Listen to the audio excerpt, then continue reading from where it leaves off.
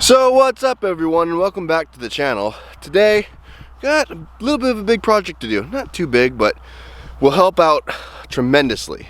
You see, in the springtime of 2020, which was last year, I came through in one of our pastures here and I set up a lane system.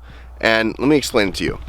I'm standing right in the middle of our lane right now. We have the cows on one side, and what I've done is I've actually sectioned off just under 1 acre paddocks so I can move them each day. See, we have 30 acres here and we're actually setting up 30 semi-permanent paddocks. That way it just streamlines everything. You see, I started out with having T-posts go all the way down, and then I discovered these right here. These right here just changed everything.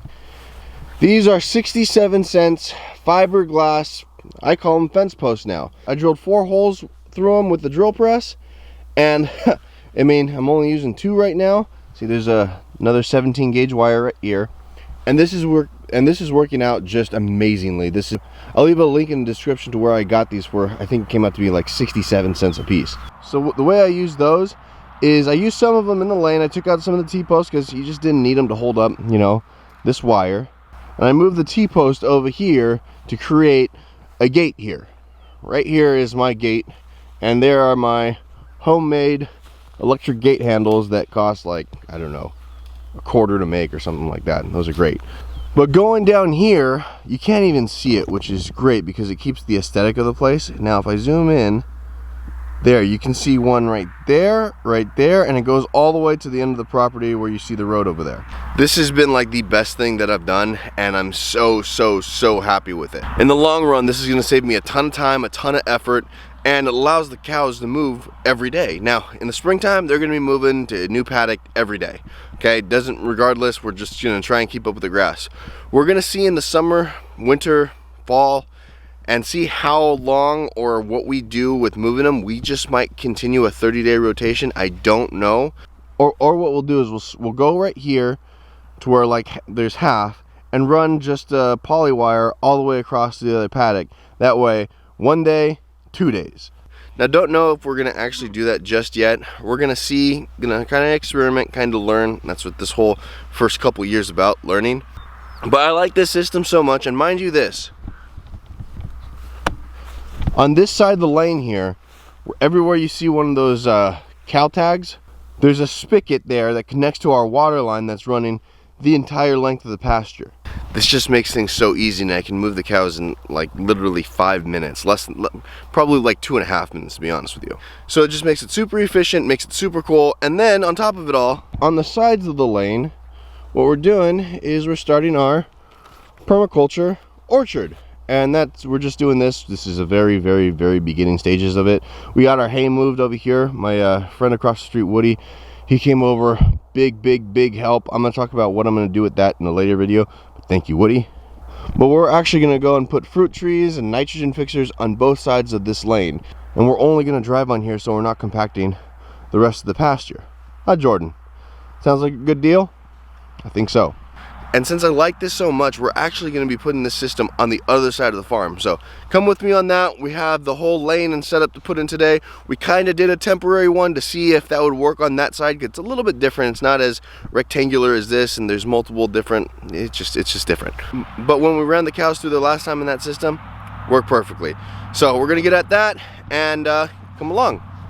So I got some of this set up when we first put in the temporary lane, and it starts off with the T-post here. And then we're going to do another wire, I think it's 9 down. I put this one in about belt buckle, and then I go 9 down. And then we have another T-post here so this will be the gate. Only this side right here will have the poly wire. Going on this side farther, we're going to do the 17 gauge electric. And then we're going to continue that all the way down where you see the temporary post to the other side of the property. So let's get to work. Now mind you, I'm only putting a T-post in wherever the lane goes that way, where the paddock division, where the cross fence goes that way, not all the way through. In between this T-post and that T-post over there is where I have my 67-cent fiberglass fence post. Why? Because they work. You don't need anything it doesn't take much to hold up a wire. But here, because we need somewhere to latch onto with the gate going that way, that's when we use these, and it just makes it sturdier going all the way down.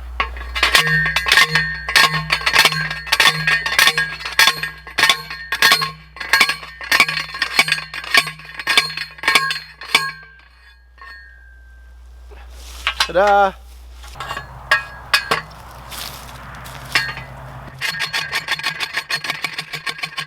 And now for my very scientific way of determining where the insulator goes.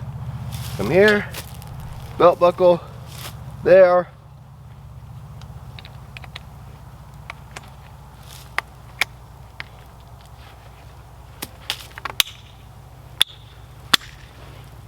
Done. So got the wire ran, and all I did to attach it to these is get some of the 17 gauge wire, cut off a little piece, twist, and it'll stay on. No need for like some fancy cotter key or anything like that, and that cost not even a penny. So bingo, that works, and it goes all the way to the end over there. Now I'm going to show you what we do at the end. We go and we tie off, we just tie a little piece of electric poly wire there, and then put a gate handle on and attach it, and next thing you know, all we have to do is pick it up, put it back down, and we're good. But here on the bottom, we're gonna do the same thing down here with this line that I ran.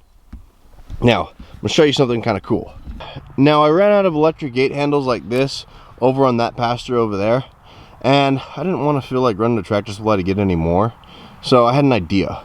And it was inspired by one of our subscribers that said, just make your own. I went, okay, what is this thing? I had one of these electric gate handles that I ran over.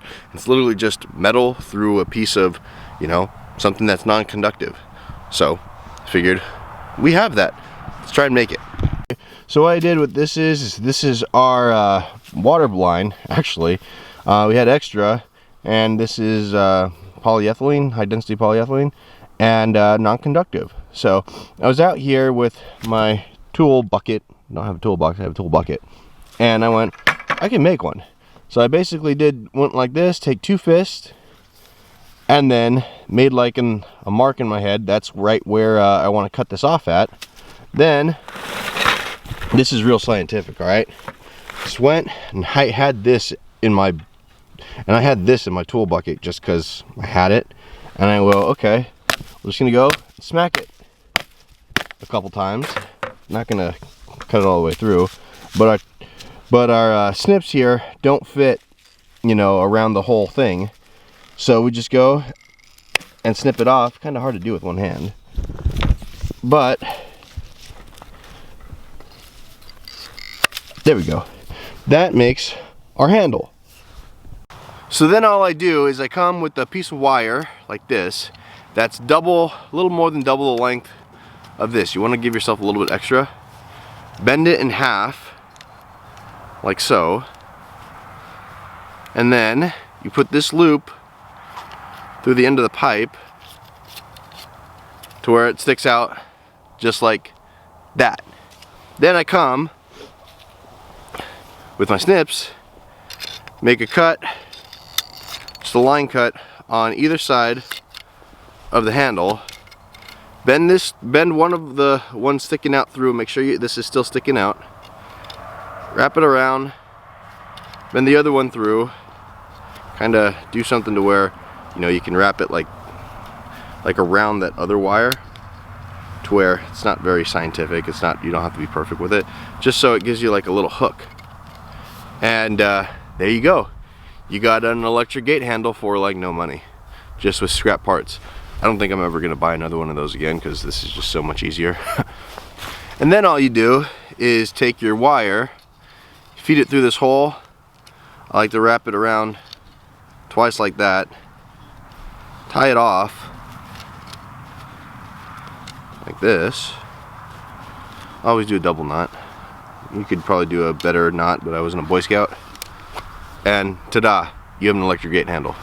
Come, hook it on, bend it, and ta-da, you are set up. You have one of those, which costs no money, or that one that costs $3, and you have to go buy. I'm actually glad I ran out of these, because you know what? I can make a billion of those, and a lot of times Tractor Supply only has like 3 or 4, and I need like, I don't know, probably 120 of them here. Ta-da! So that is done. This goes all the way 2 strands because of the llamas and our future alpacas that we get. Goes all the way to about over there. About over there. Now I gotta go do the rest of the farm. But that makes a pretty boring video, just watching me build fence the entire time. So I'll probably finish it, then come back and show you the results. Just know that this right here, it makes moving the animals just stupid easy. I mean, this is the best. This and the water line combined with this is the best things that I ever did here. And if we get any other place, I'm gonna do the same thing. Recommend that you do it too. Save yourself a lot of time, save yourself a lot of effort. And by the way, it's been almost a month now that I've even had electricity on this, and the cows and llamas haven't tested it, haven't tried it, haven't done anything to try and get out. It's just an experiment that I'm doing to see how long it'll take, but we're at a month. We're at a month now already. Oh, but I will tell you this. What I'm gonna do is we've been using a solar energizer to do, you know, different sections and whatnot. But I have now a big plug-in electric energizer that plugs in the wall. It's supposed to go for I don't know how many miles. So what we're gonna do is we're gonna connect it to this line here, and then probably put some sort of like jumper using this to go through this hole here and over there, so that way we have an electric line going to this paddock here. But also we should be able to electrify that whole side of the farm just off of one energizer, both sides. So that'll be pretty cool. Now we have a lot of fence running here. We probably have upwards of maybe around 3 miles of fence running across the 30 acres. So we didn't want to completely tax the solar energizer. So we just got a big one. So we got a big one, and I'll hook that up, probably come springtime, and get it to where it's just flying. Because I was thinking in one of the last videos, I was thinking I didn't have to, use the electric if I didn't want to. But what the problem is that when the grass grows up, and the brambles or whatever grow up along the fence, then if it's not electrified, it'll get all tangled and just not a good deal. But if it's electrified, it'll shock the grass just that little bit. It'll ground out just a tiny bit, and it'll suppress the grass down. That way I don't have to come with the string trimmer or something like that, or have to deal with it at all. So probably gonna keep it on during the springtime. It's just an experiment that I'm doing for the winter time. That was brought up to me by another subscriber. Hey, you probably don't want to do that.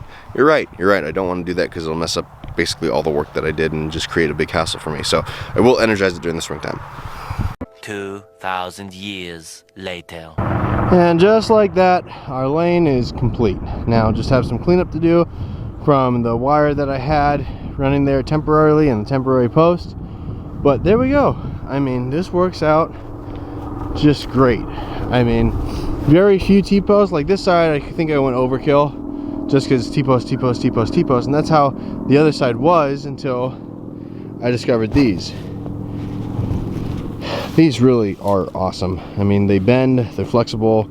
It takes a lot for them to snap, and even if they do snap, 67 cents.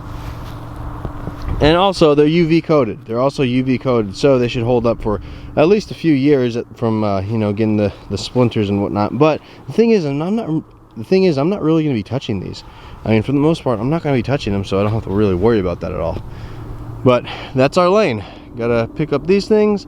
And yeah, you can kind of see how it works. There's one paddock, there's the next paddock, there's the next paddock over there. You can kind of see from the see that T-post right there.